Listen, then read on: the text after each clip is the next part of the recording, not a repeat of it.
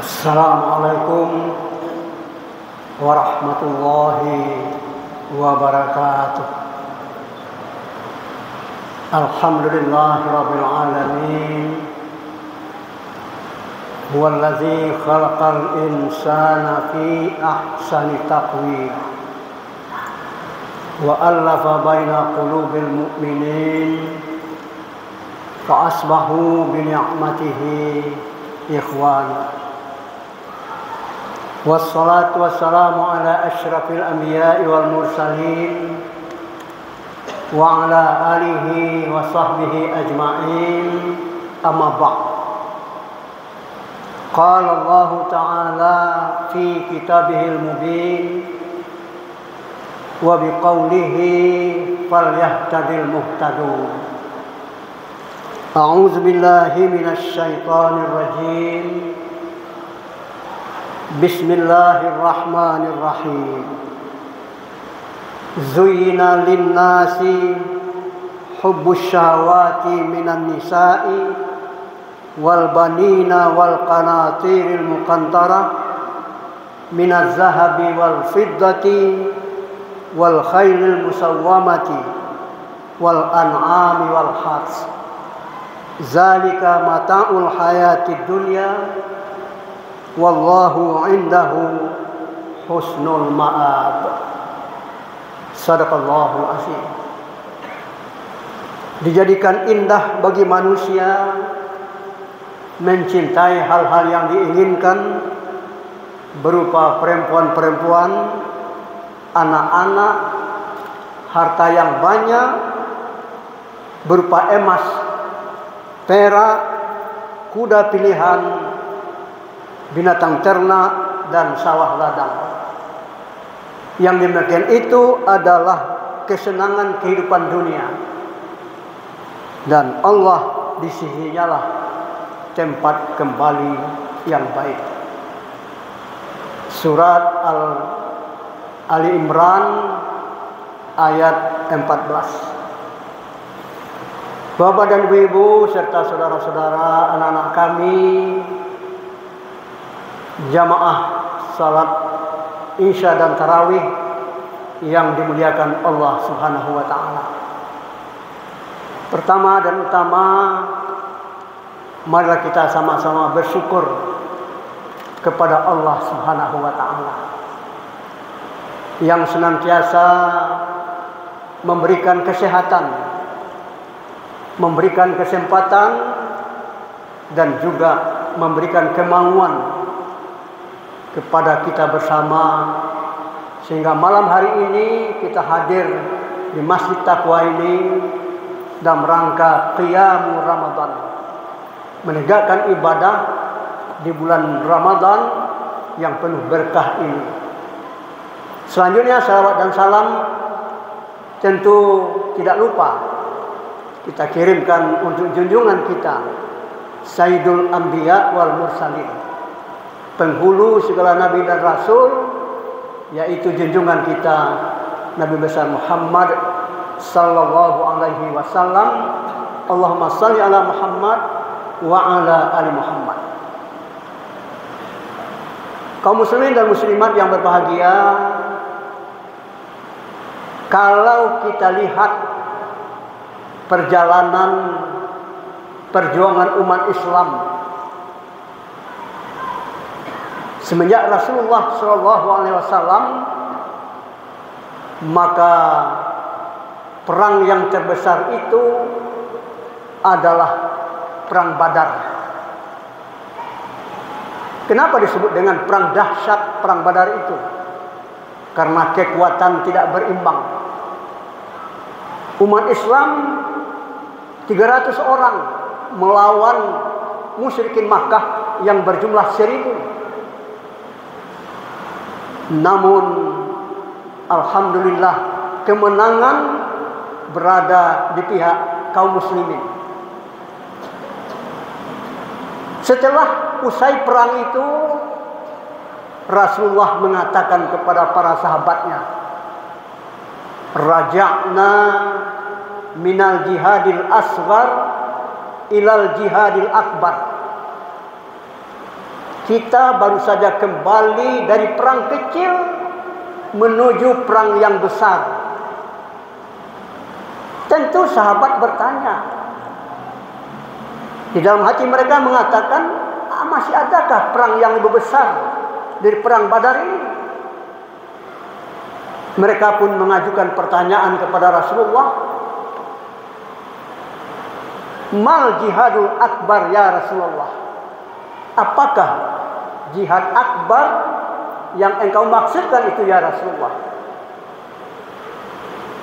Beliau pun menjawab, jihadul akbar, jihadun nafs. Yang saya maksud dengan jihad akbar itu adalah jihadun nafs, jihad melawan hawa nafsu, melawan diri sendiri. Itulah ibadah puasa. Karena perang Badar itu terjadi di bulan Ramadan. Selesai perang Badar, umat Islam melanjutkan puasa yang oleh Nabi besar kita Muhammad sallallahu alaihi wasallam disebut dengan al-jihadul akbar. Jihad yang dahsyat, yang maha besar. Kaum muslimin, saudaraku yang berbahagia, apa kaitannya dengan ayat yang kita bacakan tadi? Bahwa Ramadan itu memang bulan pengendalian diri. Kita berperang melawan hawa nafsu kita. Kita berlomba-lomba untuk mencari keinginan-keinginan yang disebut di dalam ayat itu adalah sebagai mata'ul hayati dunia, kesenangan kehidupan duniawi. Ada 3 yang disebutkan di dalam ayat itu. Pertama, an-nisa, kaum perempuan. Yang kedua, wal banin, anak-anak. Dan yang ketiga, al-qanatirul mukantarah, harta yang banyak. Ini berlomba-lomba manusia untuk mendapatkannya. Tapi harus kita ingat, kaum muslimin dan muslimat, di akhir ayat itu Allah katakan, wallahu indahu husnul ma'ab, bahwa Allah di sisinya lah tempat kembali yang baik. Itu artinya bahwa apa yang kita dapati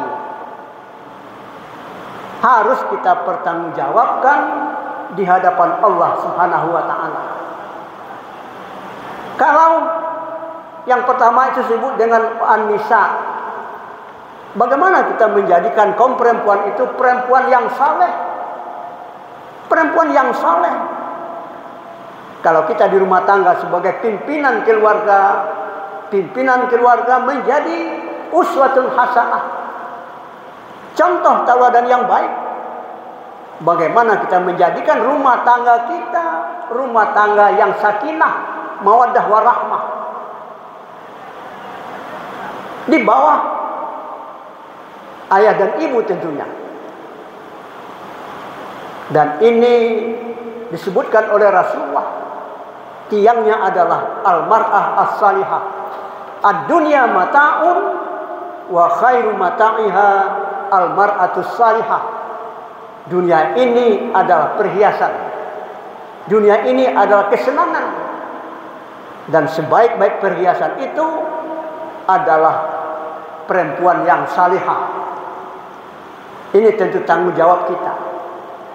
Yang kedua, kaum muslimin dan muslimat yang berbahagia, al-qanatirul mukantarah, harta yang banyak. Disebutkan rinciannya di sini, minaz zahabi wal fiddati wal khailil musawwamah wal an'am wal has. Itu rincian daripada al-qanatirul mukantarah. Harta yang banyak, apakah itu emas, apakah itu perak, apakah itu sawah ladang, apakah itu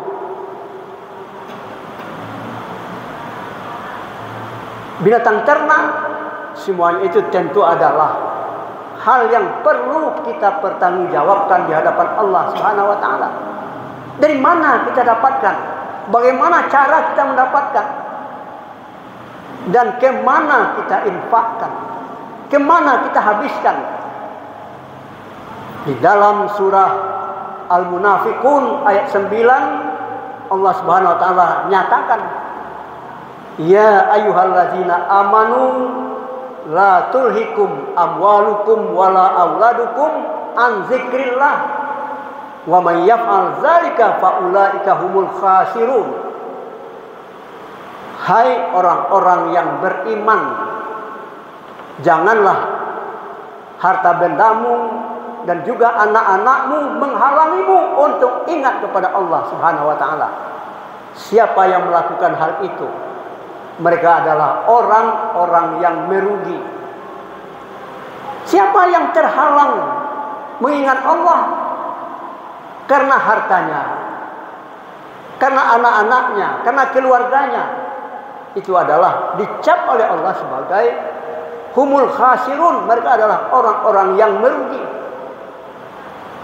Oleh sebab itu tentu harta benda kita, keluarga kita tidak boleh menghalangi kita. Tapi kita jadikan sarana untuk beribadah. Sarana untuk beribadah.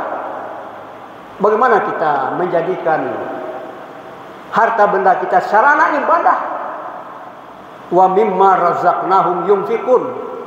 Itu antara lain ayat yang mengatakan bahwa sebagian rezeki yang kami berikan kepada mereka, mereka nafkahkan. Di dalam surat Al-Lail dikatakan ayat 5 sampai 10 itu, fa amma man aqta wattaqa wa saddaqa bil husna fasanuyassirhu lil yusra. Adapun orang yang mau memberi,